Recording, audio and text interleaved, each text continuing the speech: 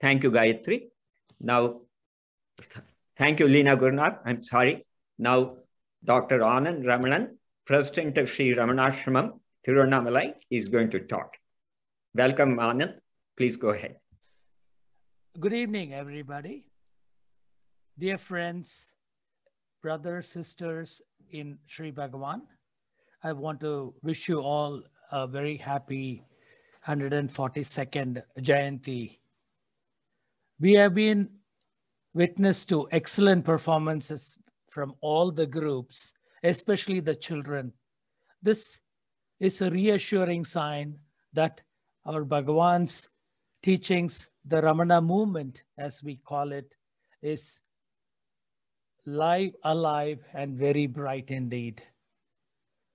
Friends, the 142nd Jayanti of Sri Bhagavan was celebrated at Sri Ramanasramam on 21st December with great fervor. From early morning, starting around 4, Nadaswaram music was played. Then there were special chantings which are done on that holy Punarvasu day by the dedicated devotees at the shrine.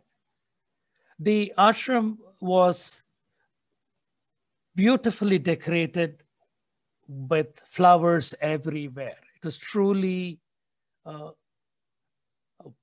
occasion to celebrate for all of us, especially as we are trying to dig out from this COVID pandemic. There were an elaborate puja performed at the shrine. There were wonderful songs performed by various devotees, and a festive meal was served to nearly 10,000 people that day.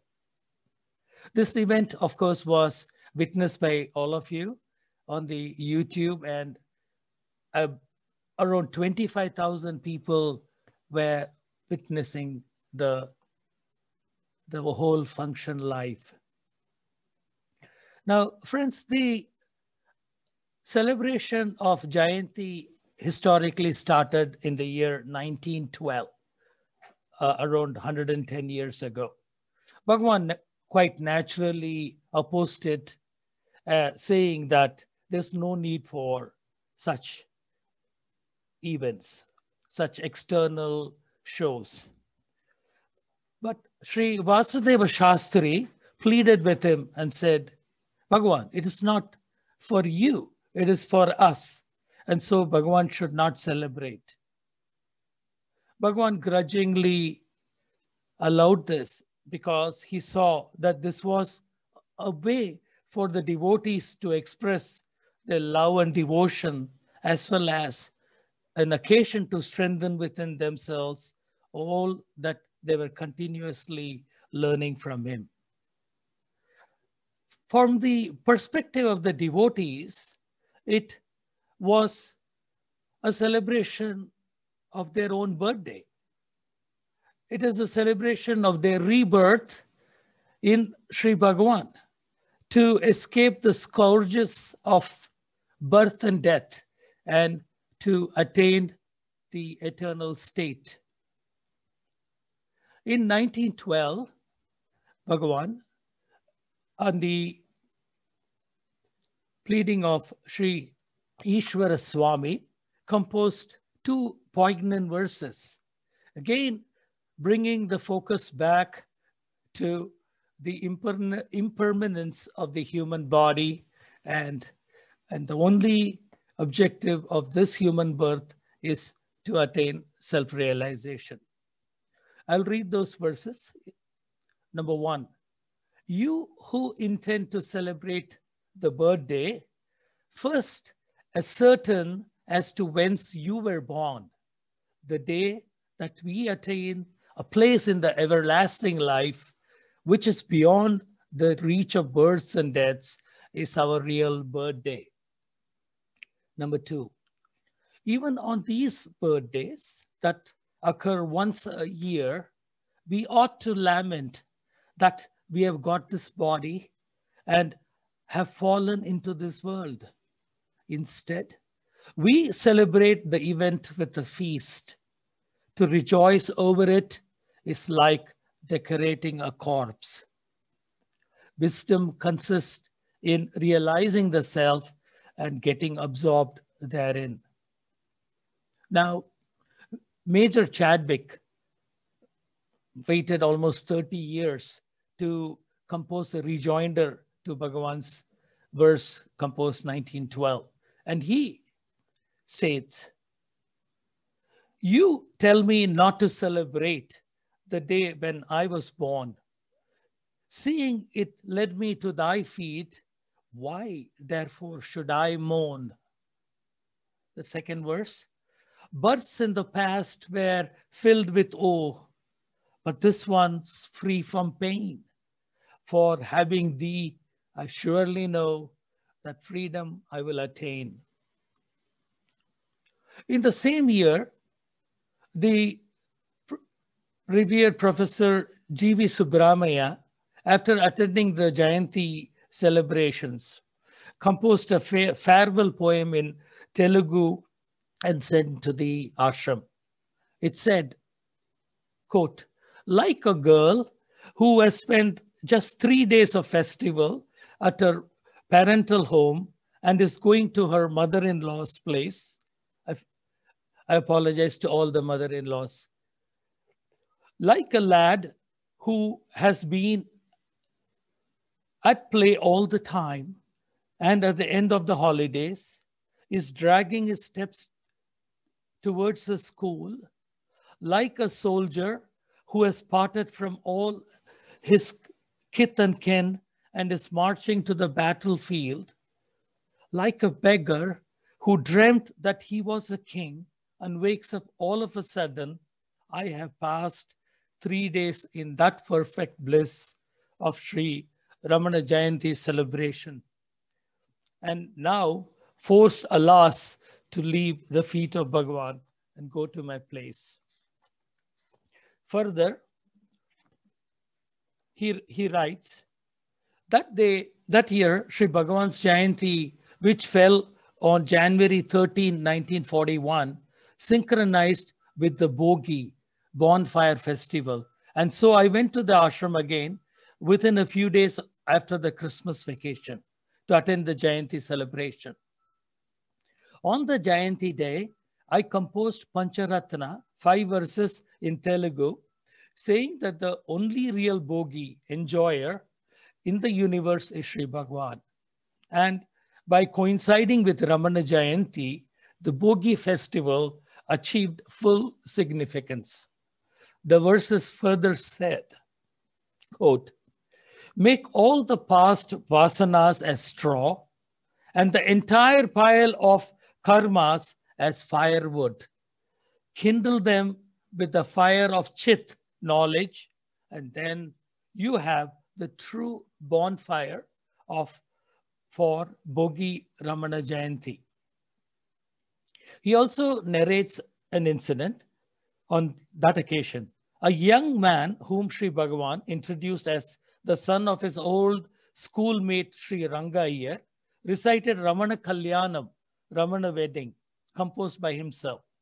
Sri Ramana is depicted in it as a bridegroom with jnana, knowledge for his bride. An elaborate description of the marriage is given with all the usual ceremonies and songs adapted for the occasion. Sri Bhagavan followed the whole reading with amused interest, making humorous comments here and there. Turning to me, Sri Bhagavan said, "You punned about Shashtipurti, that is the celebration of the 60th birthday in the Hindu tradition for Swami. What do you say to this? Here is a regular marriage with every detail. Anyhow, people like to drag a Swami into matrimony, whether they call the bride Jnana or something else, because that seems to tickle their senses of the ludicrous." I said, "We cannot look upon Bhagavan as a mere sannyasi. In fact, Bhagavan is the biggest grihastha, householder, and the ashram is his everlasting marriage pandal." The poem appears as a sort of revenge by wedlock against Bhagavan for having renounced it. Sri Bhagavan laughed heartily. He informed us that Sri M.V. Ramasamy Iyer also had written a love poem with similar vein, calling it Ramana Bhagavan concluded, quote, whatever people have written their whole selves, they attribute it to Swami. Well, let them please themselves that way. Friends, we also celebrated after the Jayanti, the 100th Jayanti of an exemplary devotee of Sri Bhagavan, Sadhu Om Swamigal. Sri Sadhu Om first came to Bhagavan in 1945 and wrote several hundred songs, some of which have been sung today, all on Sri Bhagavan. He composed a song on Bhagavan for his Jayanti in 1970 called Ramana Jayanti Agaval. This is as follows. I'll just read the first two verses in Tamil. Arunachalame Arulukondu Guru Ramanan Thiru Namam Perak.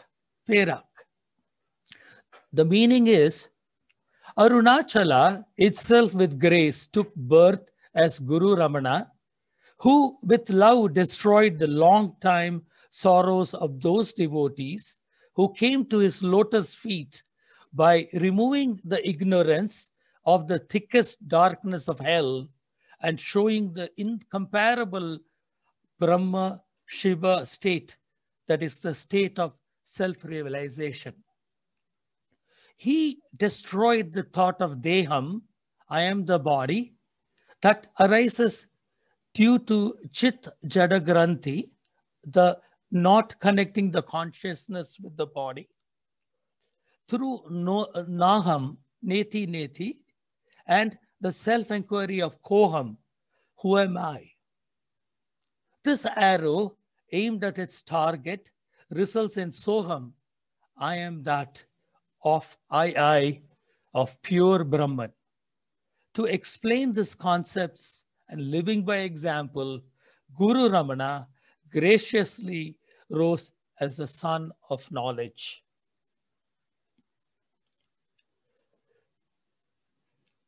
A further beautiful song on surrender, which we all chant and it's sung regularly at the shrine, Enna Vendum. And beautifully transliterated, I'm going to read it from the Maharishi issue by Ranjini Ramanan.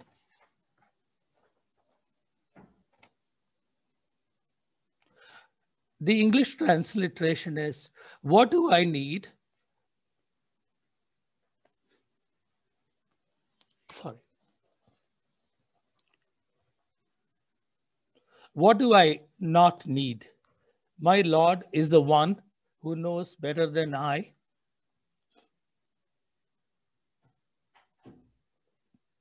As he is both father and mother to those votaries who need him, after whom else need I, his son, run? If he were to give me whatever I want, would it be proper? Can there be anything better than what Sri Ramana wants? He will give whatever he wishes. Can one who asks wants? Can one who asks be his slave? Can the deed of he who is all-knowing be ever wrong? The happiness of a desireless life, that alone is happiness. The consciousness free of thought, that is greatest happiness. I proclaim that he who gives me the fearless life is my Father alone. On the other hand, whatever given by others is misery. Sri Professor Swaminathan translated this verse from Muruganar on the similar vein. It says, give yourself to God, they say, but is it ours to give, not his already? Now, At least let us repent the theft and at his lotus feet restore what we had stolen. Now, I'll take a moment to recount a wonderful life of Professor Swaminathan's eldest daughter, Mahalakshmi Suryanandan, who recently merged in Sri Bhagavan. Hers was a beautiful life, which started a lifelong devotion at the age of 14 to the only Lord Bhagavan, and continued for the next 82 years at the age of 96. She single-handedly set out to set music to several of Bhagavan's compositions and transliterated and doing the splitting of the complex Tamil verses and setting to music of Sri Muruganar's works, including that of Ramana Sannidhi Murai. Friends, on the Jayanthi day, Ashram has a tradition of having new books, new compositions released. We continued the same tradition, and this year we released a comprehensive Parayana app, which includes the Tamil Parayana, which already was there, including Sanskrit Parayana from the works and special hymns that we sing on special days. This is on the Android app. The Apple app, iOS, will release soon. Sri Ramana Paravidya Upanishad is a poetic work in Sanskrit consisting of 700 verses composed in the mellifluous Upajati meter. It contains a concise, complete, authentic, and logical exposition of the philosophical background of Bhagavan's teachings and practice. It has been translated to English by Lakshmana Sharma and recently translated to Tamil by KVS Mama of the Ashram. And this was also released for the first time during this Jayanti. These books are available on our Ashram website for a free download.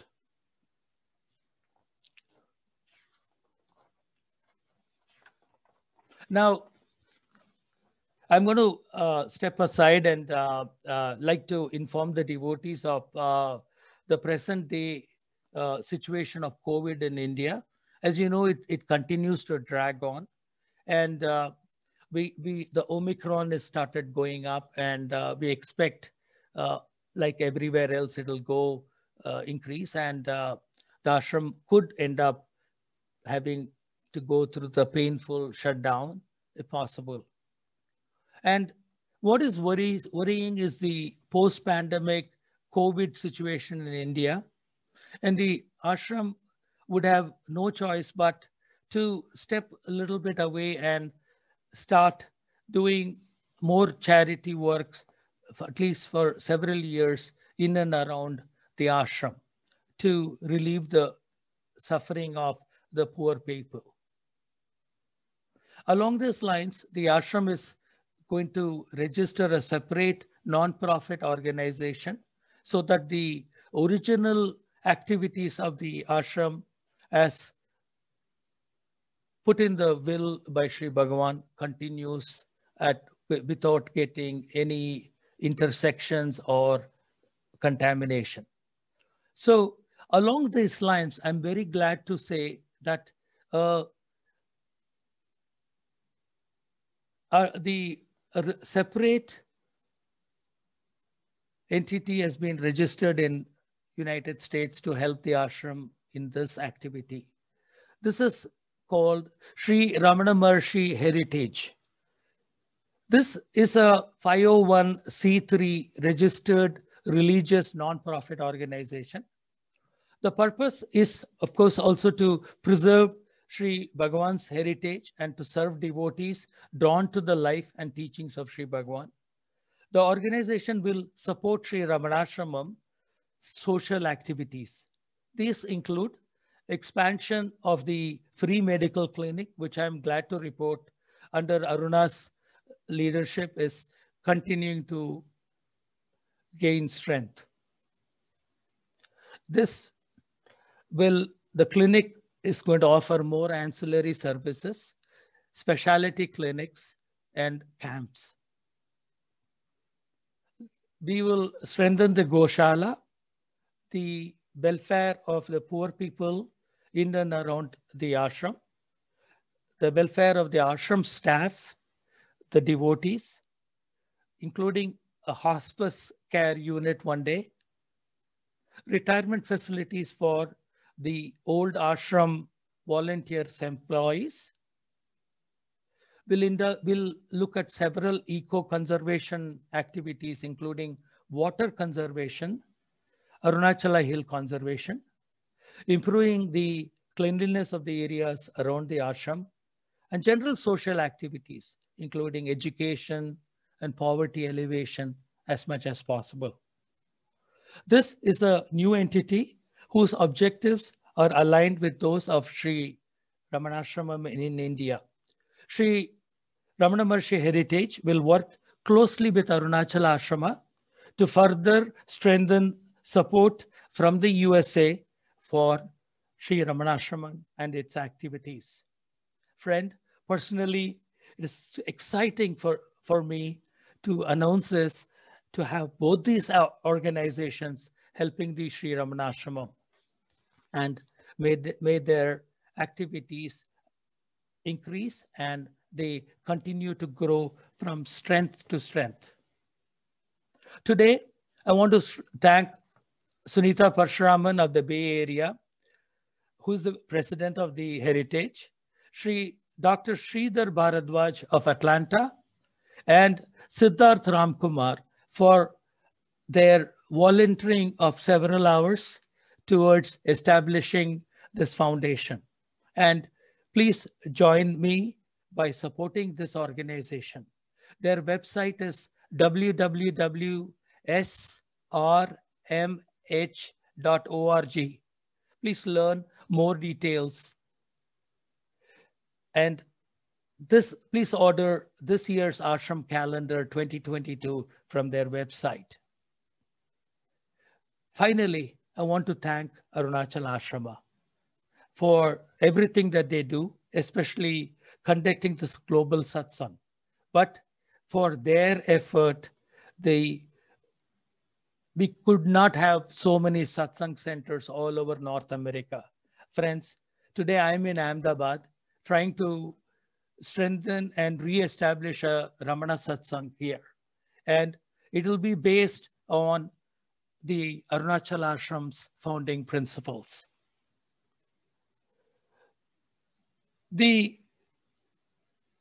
I want to thank all the volunteer devotees who conducted this program.